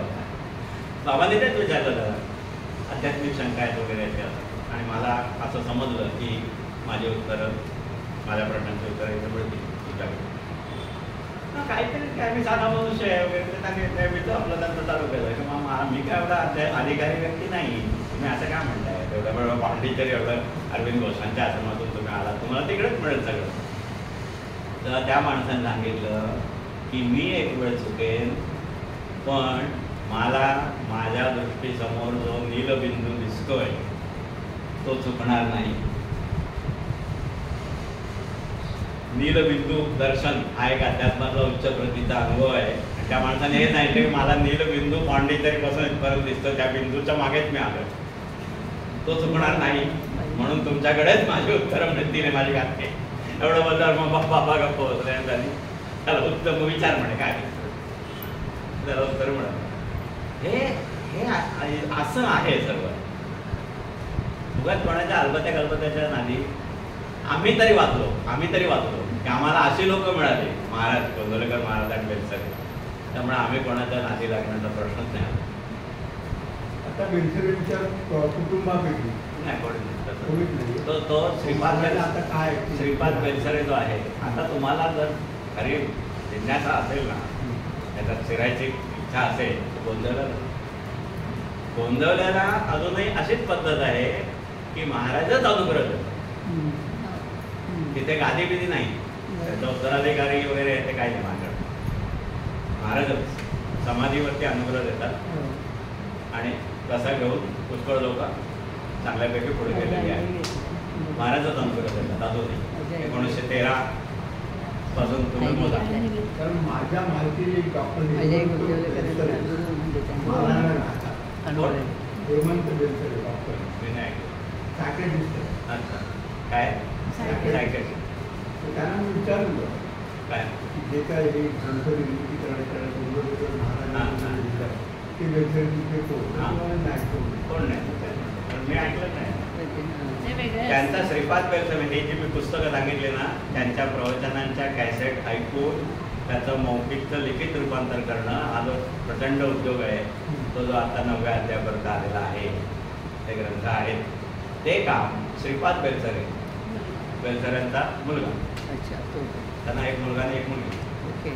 श्रीपाद बेलसरे आणि त्याची पत्नी म्हणजे याची सून, या दोघांनी मिळून हे केलेलं आहे. आणि थोडीशी बहिणीची पण मदत झाली असेल. ते अजून मला नाही. ते आहेत पण ते काय असं म्हणजे ते हे नाही ना, म्हणजे ते काय तेवढ्या पुढे गेलेलं नाही. आता अशा घरात जन्माला येणं हे सुद्धा हेच आहे, त्या दृष्टीने बरोबर आहे. ते आपल्यापेक्षा नक्कीच पुढे असतील ते. तर तुम्हाला गोंदवले इज द बेस्ट. म्हणजे आम्ही तर गोंदवल्याचाच आहे घेतलेला आहे. ठीक आहे. तर असं आहे, हा झाला विस्तार. 9व्या अध्यायातलं सांगितलं. तसंच शेवटच्या 18व्या अध्यायातला शेवटचे 2 श्लोक जे आहेत, की अर्जुनाला तर म्हणतो श्रीकृष्ण की तू हे एकाग्र चित्ताने अर्जुना ऐकलेस की अज्ञानरूप तो मोह गेला संपूर्ण की तुझा. असा प्रश्न तो शेवटी विचारतो. मी सगळं सांगून झालं, आता तू हे सगळं ऐकलंस का? मला वाटतं 72-73 वगैरे असे काहीतरी श्लोक आहेत नंबर. तेव्हा अर्जुन म्हणतो, मोह मेलाची तो देवा कृपेने स्मृती लावली, झालो निशंक मी आता करीन म्हणसी कसे. करीन म्हणसी तसे किंवा करिष्ये वचनम तव. संस्कृत करिष्ये वचनम तव याच्यावरती ज्ञानेश्वरांनी 20 होते, 20 का 21 ते आपण असं भयंकर विस्तार आहे. करीन म्हणसी तसे याचा एवढा विस्तार केलाय त्यांनी की तू आता मला भलत्याविषयी जरी काय सांगितलं तरी मी ते करीन, इतका मी निशंक झालो.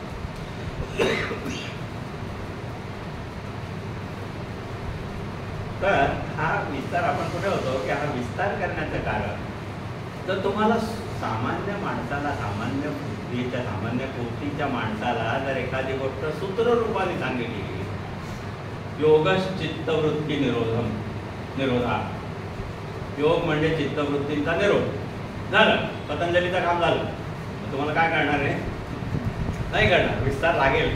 चित्तवृत्ती निरोध करायचा म्हणजे काय करायचं ते समजावून सांगायचं. तशी 700 श्लोकांची गीता ही जवळजवळ सूत्ररूपच असल्यासारखी आहे. त्यात थोड्या शब्दांमध्ये पुष्कळ मोठ्या गोष्टी सांगितलेल्या आहेत, त्यामुळे त्याचा विस्तार करणं आवश्यक होतं. त्यामुळे त्यांनी तो केलं. आता हे त्यांचं थोडंसं सांगतो. माझ्या वाचेने हे ज्ञानेश्वर संतांचा आत्मचरित्र म्हणून एक बेलसरेंचं पुस्तक आहे, त्याच्यामध्ये ज्ञानेश्वरांचं जे चॅप्टर आहे त्याच्यात हे आहे. हे ज्ञानेश्वर स्वतः म्हणतायत अशी कल्पना आहे. त्यांनी जागोजागी आपल्या अभंगांमध्ये किंवा ते म्हटलं असेल ते आहे. माझ्या वाचेने अनेक जन्म सत्य बोलण्याचे तप केले, त्याचे फळ मला ही गीता लाभले. ज्ञानेश्वर म्हणतात, आजपर्यंत मी असाधारण पुण्यकर्मे केली, त्या पुण्याचे फळ भगवंताचे गुणानुवाद वर्णन करणे हे मला देऊन ती कर्मे उतराई झाली. ते ज्ञानेश्वर स्वतःबद्दल सांगतात की ती मी एवढी पुण्यकर्म केली की त्याचं फळ म्हणून मला भगवंताचे गुणानुवाद करणे हे मला देऊन ती कर्मे उतराई झाली. मी गीतेचे देशभाषेत वर्णन केले ही गोष्ट अयोग्य नाही, कारण वस्तुमात्रावर उपकार करणारा समर्थ सद्गुरू श्री निवृत्तीनाथ माझ्या अंतःकरणात वास करीत आहे. या ग्रंथामध्ये ज्ञानेश्वरीमध्ये आबालवृद्धांना समजण्यास सोप्या अशा ओव्या आहेत. ओव्यातील अक्षरे सर्व ब्रह्मरसाने भरलेली आहेत.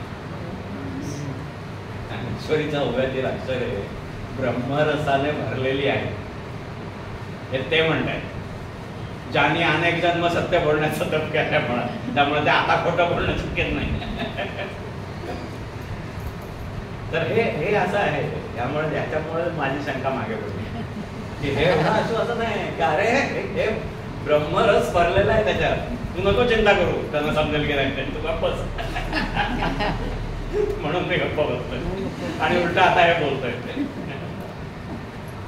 हा माझा ग्रंथ श्री निवृत्तीनाथांचे खरे ऐश्वर्य आहे, त्यांच्या कृपेचे वैभव आहे. गुरुपरंपरेने प्राप्त झालेले समाधीधन एके ठिकाणी बांधून श्री निवृत्तीनाथांनी मला दिले. त्यांचा पॅसेज झाला, गीतेतला विस्तार झाला. आता आधी पहिला जो मुद्दा होता ना,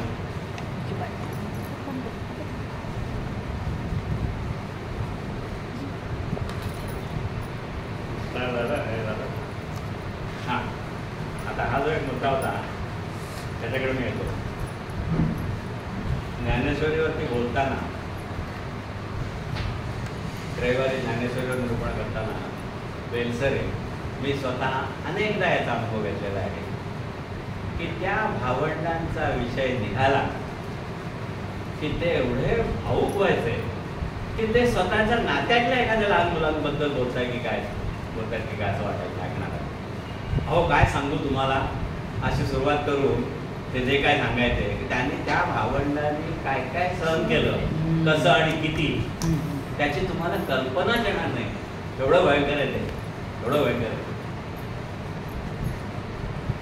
ते. मी आता तुम्हाला एक्झॅक्टली त्यांनी काय सहन केलं त्याची थोडीफार तरी कल्पना यावी. कोणी निवृत्ती ज्ञानदेव सोपान मुक्ताबाई त्याचा भावंड. त्यासाठी मी काही बॅकग्राऊंडच्या ज्या गोष्टी आहेत की जे ज्ञानेश्वरांचं चरित्र ज्याला माहिती असेल त्यालाच त्या समजतील. आता मी त्यांना सहन केलं म्हणजे काय, तर ते असं होतं, ती परिस्थिती अशी होती, विठ्ठलपंतांनी काशीला जाऊन संन्यास घेतला. संन्यास घेताना बायकोची परवानगी लागते, हे आपलं शास्त्र आहे. बायकोला असेच सोडून द्या आणि जा, हा संन्यास नाही, हे शास्त्र नाही. शास्त्रामध्ये बायकोची अनुमती लागते. तर यांचं काय झालं होतं की ते विरक्त वृत्ती होती. ही दोघं सासऱ्यांकडे राहत होती. कारण आपेगावला असताना त्यांची ती इकडून परत आल्यानंतर, तीर्थयात्रेवरून परत आल्यानंतर ते राहत होते. विरक्त वृत्ती, संसारात काही लक्ष नाही, तर आबाळ होणार आणि ते मग पुढे अपत्य वगैरे संसार वगैरे कसा होणार. म्हणून सासरेच एक दिवशी त्यांच्याकडे आले आणि म्हणाले, मी आता म्हातारा झालोय, माझ्याकडे येऊन राहा. सिद्धोपंत म्हणून त्यांचं नाव. त्यांनी त्यांना आपल्याकडे आणलं. सासऱ्यांकडे राहत असताना यांची विरक्ती हळूहळू एवढी वाढत गेली की ते सारख्या बायकोला विचारायचं, मला परवानगी दे, मला परवानगी, मला संन्यास घ्यायचा. ती एक दिवशी चिडून किंवा वैतागून, मला माहिती असेल वाईटाना, मला म्हणाली जा. ते जा एवढाच अक्षर निघालं त्याच्या तोंडातून, शब्द निघाला जा. ती परवानगी समजून एक पात्र काशीला गेले. ते कोणीतरी त्यांचं नाव मी विसरलो आता, ते कोण गुरु होते, त्यांच्याकडे गेले. बायकोची परवानगी आहे का? आहे. बायकोची परवानगी आहे असं म्हणून मी आलोय असं सांगून त्यांनी संन्यास घेतला. नंतर ते राहिले तिथे. नंतर हे त्यांचे गुरु तीर्थयात्रेला निघाले. ते करता करता मदत करता करता आळंदीला आले. आळंदीमध्ये ही आळंदी का ते जवळचं असेल आपेगावच्या सासऱ्यांचं ते आहे. ती त्या पिंपळाला सुवर्ण पिंपळ म्हणतात त्याला प्रदक्षिणा घालत ती असलेली रखुमाई यांची पत्नी ती बघितली त्यांनी. एकदम तेजस्वी दिसते, एवढे तपश्चर्या झाले ते सर्व. म्हणून त्यांनी चौकशी केली, त्यांच्या घरी उतरले, राहायला आले, सगळी चौकशी केली आणि नवराचं काय कुठे वगैरे. तर त्यांच्याकडून ती सगळी हकीकत समजली की असं असं ते एक दिवशी निघून गेले. हे गृहस्थ त्यांना सासरा आणि बायको या दोघांना घेऊन आपल्या आश्रमात गेले परत आणि त्याला बोलावलं विठ्ठल पंथाला. आमची गाडी थोडक्यात म्हणजे बायकोची परवानगी घेतली होती की नाही हे सांगितलं होतं की नाही ते मला वाटतं माझे थोडेसे त्याच्यामध्ये हे होते. ते सांगितलं नसणार, माझं लग्न झालंय हेच मुळात सांगितलं होतं. त्यांनी त्याला ब्रह्मचारी समजून त्याला सांगण्यात दिलं असं झालं. त्यामुळे ते चिडले की तू मला खरं सांगितलं नाही. आणि मग सांगायचा प्रयत्न केला असेल तेव्हा लग्न झालंय पण मी तिची परवानगी घेऊन आलं, विचारा तिला वगैरे असं ते झालंच आहे सगळं. पण ते गुरु भडकलं, ते काय ऐकायला तयार नाही. त्याने त्याला सांगितलं आता मग काय करू मी, पण परत जा संन्यासाश्रमातून परत गृहस्थाश्रमात जा, आईचा स्वीकार कर आणि हिच्याबरोबर संसार कर, तीच तुझी शिक्षा. तर ते परत आले. त्यावेळचा कायदा, त्यावेळची शास्त्र आणि कर्मठपणा इतका भयंकर होता, इतका भयंकर होता की संन्यासातून परत येणं हे इम्पॉसिबल होतं. इम्पॉसिबल होतं. त्यांना काहीच स्थान नव्हतं समाजामध्ये. बहिष्कृत कम्प्लीट. आपण ते 4 वर्ण मानले आहेत, ब्राह्मण, क्षत्रिय, वैश्य, शूद्र. ते शूद्रांच्याही वर्णहीन अशी त्यांची स्टेटस होती. कोणाची? विठ्ठलपंत आणि रखुमाईची. आई वडिलांचीच ही अवस्था होती. नंतर ही पुढे मुलं झाली तर मग आणखीनच दयनीय अवस्था. ह्या मुलांची वय आता मुंज करायला पाहिजे अशी जेव्हा झाली तेव्हा ते विठ्ठलपंत रखुमाई पुन्हा एकदा आळंदीच्या ब्राह्मणांपुढे गेले अर्ज घेऊन. विनंती की काहीतरी उपाय सांगा, मुलांची मुंज तर करायला पाहिजे, तर आम्हाला तुम्ही काही प्रायश्चित्त सांगा ते आम्ही करू, तुमचा निर्णय आम्हाला मान्य असेल. आळंदीच्या ब्राह्मणांनी सांगितलं की देहांत प्रायश्चित्त हे त्याला प्रायश्चित्त आहे, दुसरं प्रायश्चित्त नाही. त्याबरोबर त्याने तो आदेश शिरोधार्य मानला. विठ्ठलपंत आणि रखुमाई काशीला गेले. तिकडे त्रिवेणी संगमाच्या तिथे त्याने गंगेत आपला देह हे झालं. ती दोघं सुटली. आता ही जी भावंड राहिली त्यांची परिस्थिती पुन्हा तीच होती. त्यांनाही निवृत्तीनाथ असे होते की ते इतके विरक्त होते आणि भावंड सुद्धा सगळी इतकी पोचलेली होती की त्यांना काय तसं म्हटलं तर काय प्रश्न नव्हता. पण ज्ञानेश्वरांना समाजाची चिंता होती की आपण शास्त्रविरुद्ध वर्तन आपल्या हातून होता कामा नये, आपण शास्त्राला संपत असंच वर्तन करायला पाहिजे. म्हणून ते पुन्हा एकदा निवृत्तीनाथांना त्यांनी कळ घातली की नाही, आपण पुन्हा ब्राह्मणांना विचारलं की आता आमची गती काय. आईवडिलांना तुम्ही देहांत प्रायश्चित्त सांगितलं ते गेले आणि केलं काय, त्या परत आले नाहीत मग ते गेले. आता आम्ही काय करतो, आमची गती काय. आपण कुठे होतो की ह्या भावंडांनी नेमकं काय सहन केलंय ते तुम्हाला मी सांगते. की ही जी अवस्था होती ती अशी होती.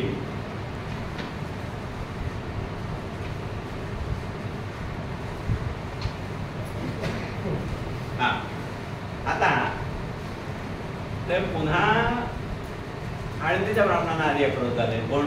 निवृत्ती ज्ञानदेव आणि मुक्ताबाईचा काय संबंध नाही त्याच्यामध्ये. निवृत्ती ज्ञानदेव सोपा मुंज करायचे. तेव्हा त्यांनी नाही प्रायश्चित्त उभयता कुलभ्रष्ट बोलिले श्रेष्ठ पूर्वापार. उभयता म्हणजे तुमच्या आईवडील ते कुलभ्रष्टच होते, त्यांना आम्ही सांगितलं द्यायचं प्रायश्चित्त ते गेले. पण आता आमची गती काय असं निवृत्तीनाथांनी पुन्हा विचारलं. बघा ही एवढी पोचलेली आत्मसाक्षात्कारी लोक त्यांची ही अवस्था आहे की ज्ञानेश्वरांचा आग्रह की नाही आपण शास्त्रविरुद्ध वर्तन करता का नाही, आपल्या आचरण जे जे आचरची श्रेष्ठ तैसेची इतरे जन असं जे आहे गीतेतलं.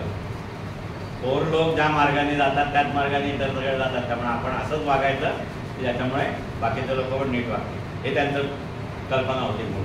म्हणून ते पुन्हा अप्रोच झाले निवृत्तानंतर त्यांना यावर आमची गती काय असे विचारले असता आता हे ऐका, म्हणजे तुम्हाला मी काय म्हणतो त्याची कल्पना येईल काय त्यांची अवस्था होती. या एक उपाय असे शास्त्रमते, हे कोण सांगताय? त्या पैठणमधले लोक सांग, सॉरी त्या आळंदीकरांचं पत्र घेऊन आळंदीकरांनी सांगितलं आम्हाला काही त्याच्यामध्ये काही त्यांना काय मिळालंच नाही, काय तुम्ही काय करायचं. त्यांनी त्याला एक पत्र दिलं निवृत्तीनाथांना आणि ते पैठणला गेले.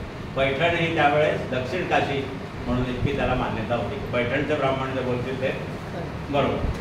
तर हे पैठणला गेले. पैठणला त्यांना हे उत्तर मिळालं की आमची गती काय आता.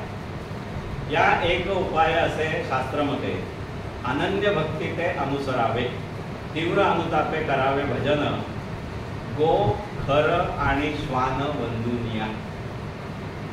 तुम्ही नीट जीवाचा हिया करून ऐका तुम्ही. गो गाय, खरं म्हणजे गाढव आणि श्वान कुत्रे, वंदुनिया वंदावे अंत्यज ब्रह्मभावनेसी ऐसे पद्धतीशी बोली येते. तुमचं काय प्रायश्चित्त, तुम्ही काय करायचं तर हे ऐका. तुम्ही अशी भक्ती करा, अनन्य भक्ती करा. म्हणजे काय करा तर गाय गाढवं आणि कुत्रे यांना वंदन करून भक्ती करा आणि अंत्यजांना ब्रह्मभावना करा. अंत्यजांमध्ये ब्रह्मभावना बघून त्यांना वंदन करा. म्हणजे मी जे म्हटलं 4 वर्ण त्याच्यातल्या शूद्राहून अतिशय शूद्र गाई गाढवं आणि कुत्रे यांना वंदन करायला सांगतायत आणि अंत्यजांना ब्रह्मभावना करून त्यांना वंदन करायला सांगतात. असं तुम्ही करा, हीच तुमची गती. आम्ही पुढे काय करायचं तर तो मुंज बिंज विसरा. तुम्हाला काहीही स्टेटस समाजात कधीही मिळणार नाही.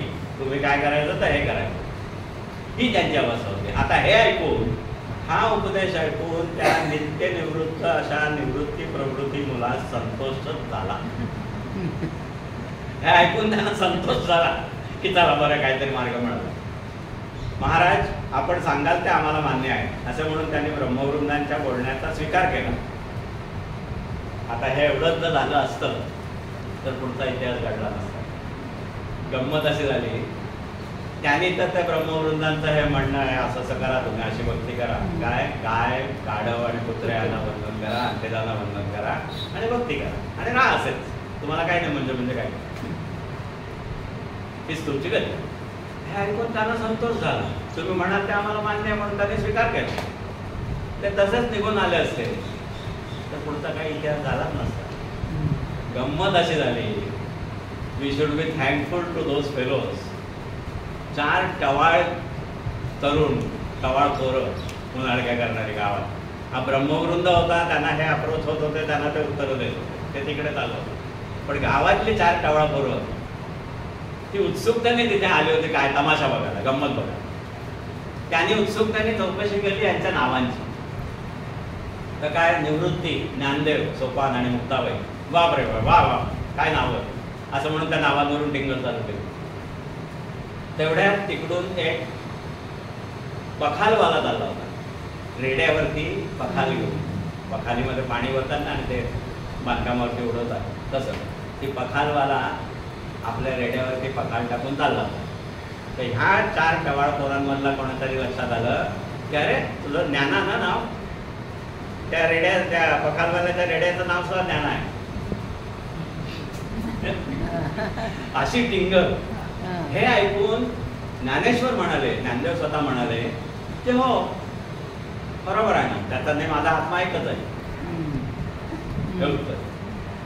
त्याचा माझा आत्मा एकच आहे म्हटल्यावरती कोणीतरी चावटपणा करून त्या रेड्याच्या पाठीवरती चापकाचे फटका आसुराचे वळ फटक्या मारायला. तर ज्ञानदेवाच्या पाठीवरती वळ उठाला.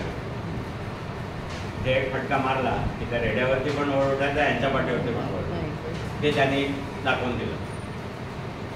आणखी शहाणे होते तिथे ते ब्रह्मवृंदातले पण काही विद्वान होते. ते बरोबर ते काय त्याला मारलं की तुला लागतंय, तुझ्या पाठीवर वळ दिसतंय असेल काहीतरी म्हणून, ट्रिक असेल काहीतरी हातच्या लागली म्हणून. तुझं जर म्हणणं खरं असेल, तुझा आणि त्याचा आत्मा एकच आहे तर त्याला वेद म्हणाला आणि तिथे निघाला. हे ऐकल्याबरोबर ज्ञानदेवांनी त्या रेड्याच्या पाठीवर हात ठेवला डोक्यावर आणि त्याला वेद म्हणण्याची आज्ञा दिली. आणि तो वेदमंत्र म्हणायला लागला. कोण? रेडा. ते बघून मात्र मग अबदान आणलं सर्वांना, हे काहीतरी बसतच आहे. मग ते ब्रह्मवंत शरण आले, आता पाय पडायला लागले, नाही आमची फार चूक झाली, तुम्ही फार पोचलेले आहात. चमत्कार दाखवला तरच नमस्कार, हे आपली रीतच आहे समाजाची. तो रेडा वेद म्हणतोय हे बघितल्यावरती ते घाबरले. टार्गेट पोरं होती ती पण घाबरली, ब्रह्मवृंदही घाबरले. त्या काय ते शुद्धीपत्राचा विषय तो ते मागत होते आम्हाला मुंजीचे बरं आम्ही द्या का, तो विषय विसरलाच गेला. सभा तशीच विसरली. त्या पखालवाल्याने तो रेडा या भावंडांनाच देऊन टाकला. आणि तो रेडा त्यांच्या पुढच्या प्रवासामध्ये आळे म्हणून एक गाव आहे पुण्याच्या वाटेवरती, त्या आळे गावी त्या रेड्याने प्राण सोडला. तिथे त्या रेड्याची समाधी आहे. ज्ञानेश्वरांनी स्वतः त्याचं हे केलं, समाधी दिली त्याला. आणि त्या समाधीवरती रेड्याचं चित्र आहे. म्हणजे ह्या सगळ्या भाकडकथा असतील असं त्यांना म्हणायचं असेल, त्यांनी मुद्दाम आळेगावला जाऊन ते रेड्याची समाधी बघा.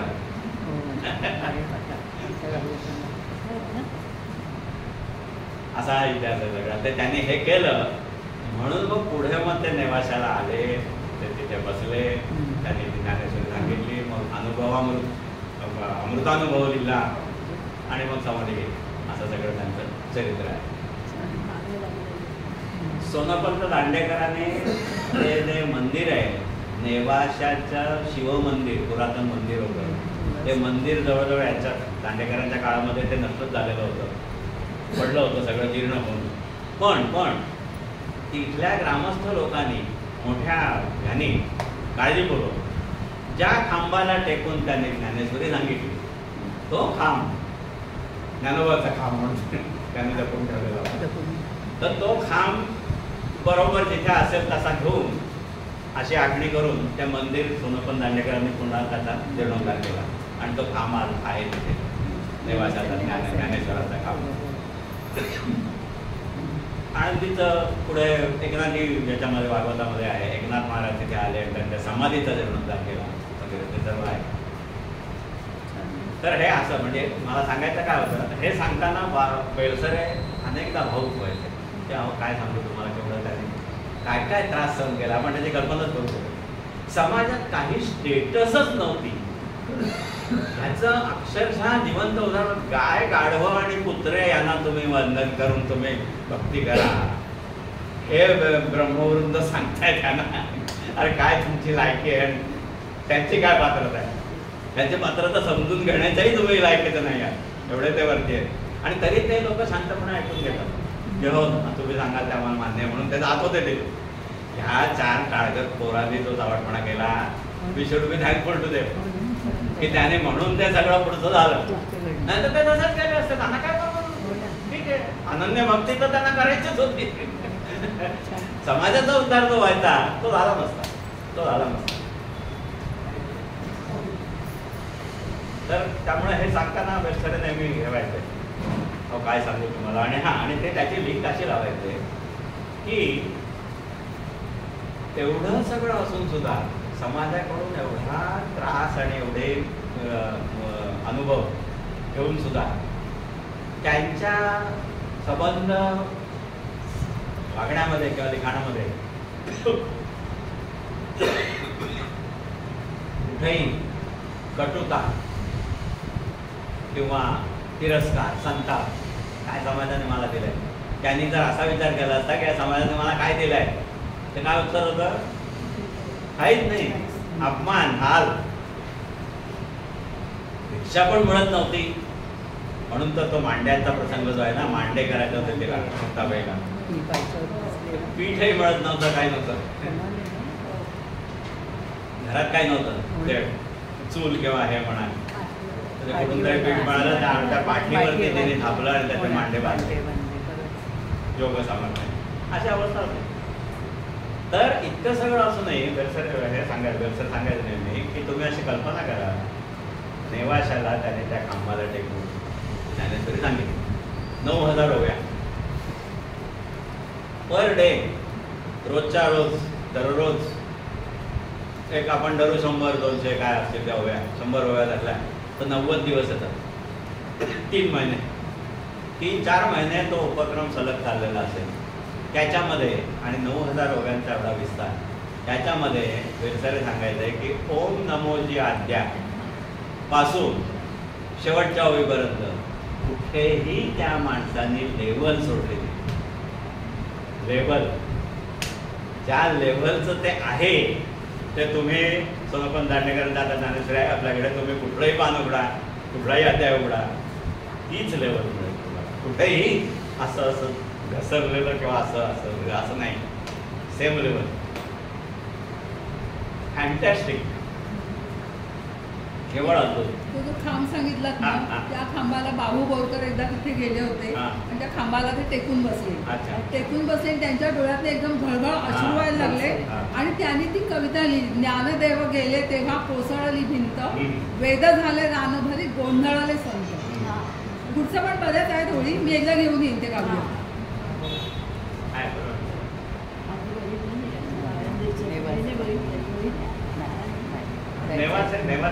आळंदी बघितलं नाही, नेवासे नाही बघितलं. हे नेवाशाला आहे.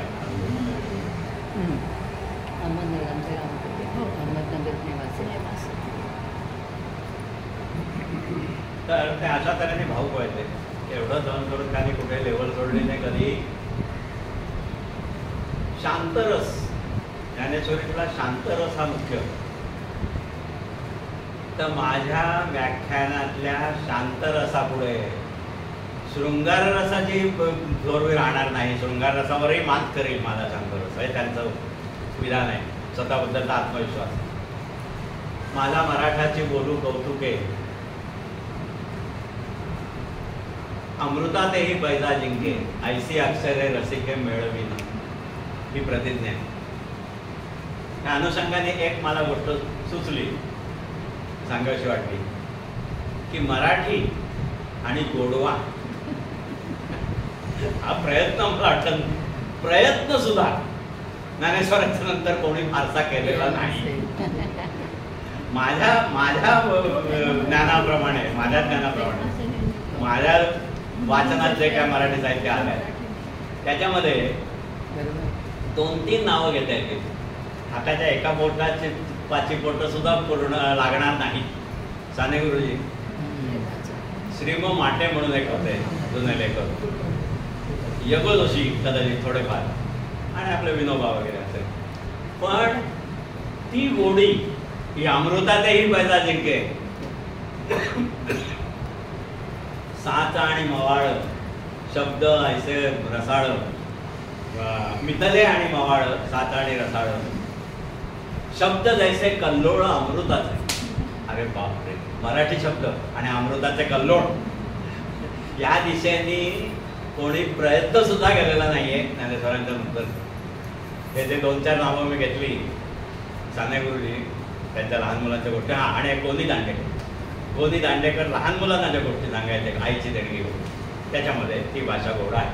गोनी दांडेकर, साने गुरुजी, श्रीम माटे, यगो जोशी वगैरे असे काय ते 4-5 नावं सांगता येतील. ती सुद्धा ज्ञानेश्वरांची गोडी कुठे आणि यांची कुठे, याच्यामध्ये बराच फरक राहील. पण मला तर असं वाटतं की गोडवा यावा आपल्या भाषेत, असा कोणी प्रयत्न सुद्धा केलेला नाही. Actually that is the fact. नाहीच आहे मराठीमध्ये. नाही, आम्ही सडे तोड असंच आहे मराठी माणसाचं. ते ज्ञानेश्वरांचं नव्हतं. त्याने मुलाच्या पाठीवर हात ठेवून सांगावं तशा तऱ्हेने कपडे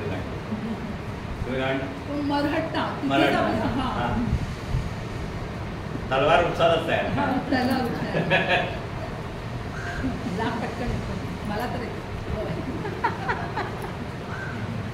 आता काही आहे, मला एक 5 मिनिटं घेतो. 5 मिनिटं ज्ञानेश्वरीतल्या काही ओव्या ज्या माझ्या अनेकदा आमच्या ऐकण्यात आले. भक्तीचा आदर्श, भक्तीचा परमोच्च आदर्श या दृष्टीने ती त्यांची ओवी वेलसरे अनेकदा त्यांच्या प्रबोधनामध्ये सांगायचे, लिखाणामध्ये, प्रबोधनामध्ये. जीव परमात्मा दोन्ही वैसवोनी किंवा वैसोनी ऐक्यासनी जयाच्या हृदय भवनी विराजती. जीव आणि परमात्मा, जीव आणि ईश्वर हे दोघं एकाच आसनावरती, मोठा सोफा असतो त्याची कल्पना करा, एका आसनावरती बैसवणी ऐक्यासनी बरोबरीने जयाच्या हृदयभुवनी विराजते. हे भक्तीचं ध्येय ज्ञानेश्वराचं. ज्ञानेश्वरीतला भक्तियोग त्याचं हे ध्येय, ही अवस्था काय की त्याच्या हृदयामध्ये, त्याच्या हृदयभुवनामध्ये एकाच सिंहासनावरती तो जीव आणि परमात्मा दोन्ही विराजमान आहेत. That is the target. आता हे झालं ध्येय, परमोच्च ध्येय. अशी माणसं म्हणजे संत गोंदवलेकर महाराज म्हणाले, स्वतः ज्ञानेश्वर, एकनाथ, तुकाराम, रामदास ते असायचे. रामदासांची गोष्ट बऱ्याच जण माहिती असेल की त्यांचं जेवणाचं ताट भलं मोठं असायचं. ते 5 जणांचं असायचं आणि ते एकांतात जेवायचे. ते एखाद्या अशा 8 बाजूच्या खोलीत ते जेवायचे आणि त्याला पडदा लावून घ्यायचे. तिथे कोणी त्यांचं जेवण चालू असतं, कोणी यायचं नाही. एखादे जेव्हा ते बघितलं तावडपणा करून थोडा, तेव्हा तिथे राम, लक्ष्मण, सीता आणि हे स्वतः अशीच 5 जण होती. म्हणून त्याला एवढं मोठं ताट लागायचं. ते एकदाच वाढून घ्यायचं, एकांतात बसायचं, पुन्हा कोणी तिथे यायचं नाही आणि त्यानंतर जेवण झाल्यावर तिथे ताट साफ असायचं. ही रामदासांची गोष्ट. हे धिस इज भक्ती. ही भक्ती की जीव परमात्मा दोन्ही, तुम्ही आणि तुमचं आराध्य दैवत तुमच्या हृदयामध्ये ऐक्यासनी जयाच्या हृदयाभोवती विराजते. आता हे ध्येय आपण बाजूला ठेवूया, मोठ्यांच्या गोष्टी झाल्या.